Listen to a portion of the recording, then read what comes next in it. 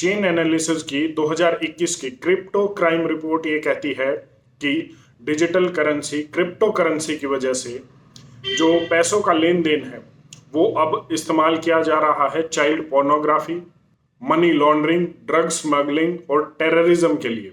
और साल 2021 में 80% तक इसका इस्तेमाल बढ़ गया है। मतलब टेररिज्म की कोई एक्टिविटी करनी हो, चाइल्ड पोर्नोग्राफी हो, ड्रग स्मगलिंग करना हो, तो इसकी वजह से जो लेन देन होता है इनमें, उसमें क्रिप्टो का इस्तेमाल किया जा रहा है।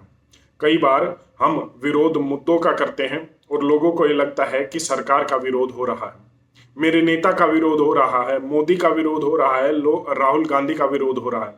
लेकिन याद रखिए कि सरकार चाहे कोई भी हो, उस समय जो मुद्दे होते हैं उन मुद्दों का विरोध अगर वो गलत होते हैं तो उनका विरोध होना चाहिए, क्योंकि उससे प्रभावित आप होते हैं और कोई नहीं।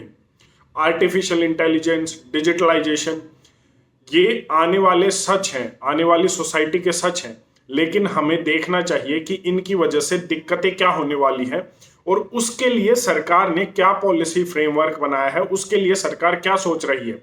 अगर आप ये सोच रहे हैं कि मैं डिजिटलाइजेशन का विरोध कर रहा हूं, आर्टिफिशियल इंटेलिजेंस का विरोध कर रहा हूं, रोबोट्स का विरोध कर रहा हूं, तो नहीं, कुछ हद तक ये हमारे जीवन को आसान बनाते हैं, लेकिन मेरा हमेशा से ही एक सवाल रहता है कि कोई लिमिट तय होनी चाहिए कि किस हद तक ये हमारे जीवन का हिस्सा बनेंगे। इंडस्ट्रियल रेवोल्यूशन आया, बड़ी बड़ी मशीनें लगी, लाखों लोगों को उस समय रोजगार मिले, लेकिन बहुतों की नौकरी गई। ये भी एक सच था जिसे छुपाया गया। जो हाथकर कारीगर जो थे वो खत्म होते चले गए क्योंकि उनकी जगह बड़ी बड़ी मशीनों ने ले ली। इसी तरीके से आने वाले समय में रोबोट्स आएंगे, आर्टिफिशियल इंटेलिजेंस का वक्त होगा। आप ये तो कह सकते हैं कि ये समय की मांग है, डिजिटलाइजेशन है, इससे हम 5 ट्रिलियन 10 ट्रिलियन की इकोनॉमी होंगे। ठीक है, अच्छी बात है, लेकिन हमारा सवाल यह है कि उसकी वजह से जो अनएम्प्लॉयमेंट होगा उसके लिए सरकार का क्या पॉलिसी फ्रेमवर्क है। तो हमारा विरोध सरकार से नहीं, मुद्दों से है। एक बार बात कर लेते हैं आज के विषय पर कि जो क्रिप्टो की वजह से जो क्राइम बढ़ रहा है।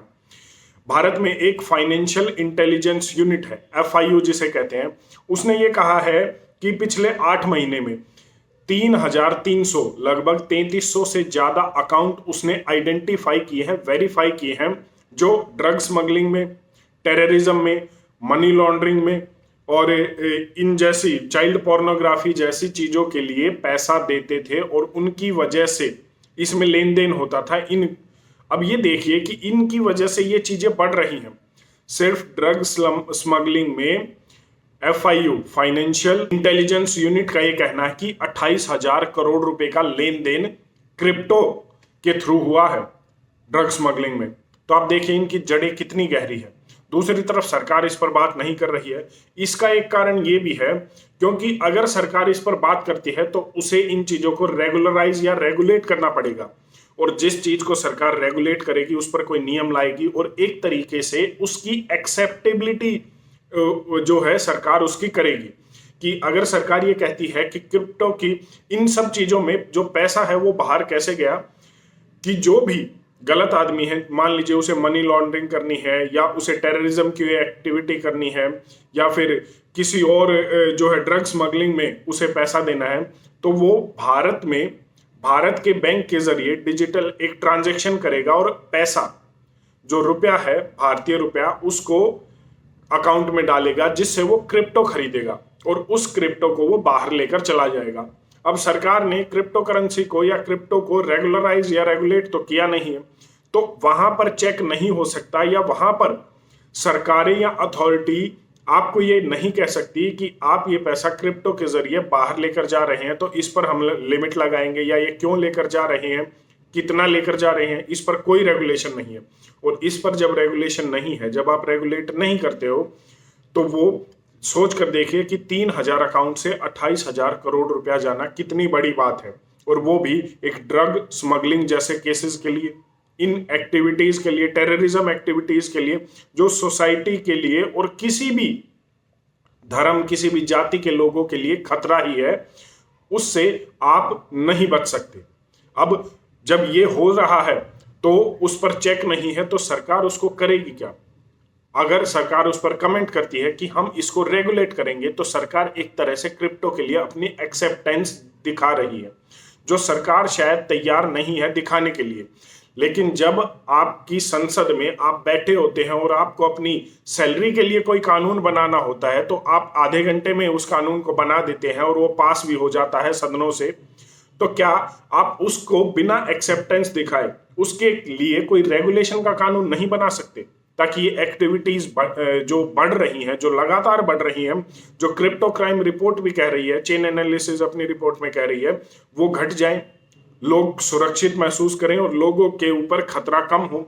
डिजिटलाइजेशन के, आर्टिफिशियल इंटेलिजेंस के और इन सब चीजों के जो ड्रॉबैक है, उनके लिए जो पॉलिसी फ्रेमवर्क सरकार अभी तक नहीं कर पा रही है, हमारा विरोध सिर्फ उस पर है। आपका डेटा आज इस्तेमाल हो रहा है, आपका डेटा आज बेचा जा रहा है, उस डेटा के ऊपर सरकार ने पिछले 3 साल में कोई भी कानून नहीं बनाया है। उसके लिए कानून बनना चाहिए, क्योंकि वो आपका पर्सनल डेटा है। अगर वो इस्तेमाल किया जा रहा है तो यकीन मानिए आप बिक रहे हैं, आप गुलाम हो रहे हैं। कंपनी आपको गुलाम बना रही है, वो तय कर रही है कि आप कब खरीदेंगे, क्या खरीदेंगे, कैसे खरीदेंगे, कितना खरीदेंगे। आपके घर में आज भी 30 से 40% चीजें वो हैं जो आप खरीद कर लेकर आए हैं और जिनकी आपको जरूरत नहीं है। इसका मतलब वो चीजें आपसे खरीदवाई गई हैं, आपको उनकी जरूरत नहीं थी।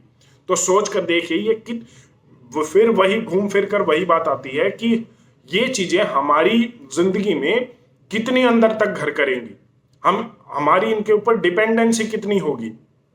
आज अब एक हो सकता है, मैं आगे कभी वीडियो में बात करूं, आज लोगों को रिप्लेस कर रहे हैं आर्टिफिशियल इंटेलिजेंस के रोबोट, और धीरे धीरे वो एक ह्यूमैनिटी की, इंसानियत के साथ एक पैरेलल खड़ा हुआ वर्ल्ड होगा, एक सोसाइटी होगी जो अपना अस्तित्व खोजेगी। आज आर्टिफिशियल इंटेलिजेंस पर काम करने वाले साइंटिस्ट खुद ये कहते हैं कि हम भी नहीं जानते कि आर्टिफिशियल इंटेलिजेंस के ये रोबोट्स क्या क्या सीख रहे हैं।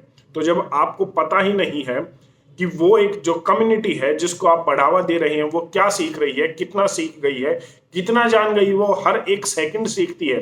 जैसे एक छोटा बच्चा हर चीज पर सवाल करता है, वो हर एक छोटी छोटी चीज को सीखता है, देखता है, ठीक उसी तरीके से आज रोबोट्स का जन्म हो रहा है, ठीक उसी तरीके से आज डिजिटलाइजेशन का जन्म हो रहा है, आज रोबोटिक्स और आर्टिफिशियल इंटेलिजेंस का जन्म हो रहा है। और इसी के कारण, इन सब चीजों के कारण ये जो गलत चीजें हो रही हैं, जैसे अभी मैंने बताया कि क्रिप्टो की वजह से टेररिज्म इन एक्टिविटीज में, ड्रग स्मगलिंग में जो पैसा लग रहा है, इनके ऊपर एक हार्ड पॉलिसी फ्रेमवर्क चाहिए, चाहे वो भारत देश हो या दुनिया का कोई भी देश हो।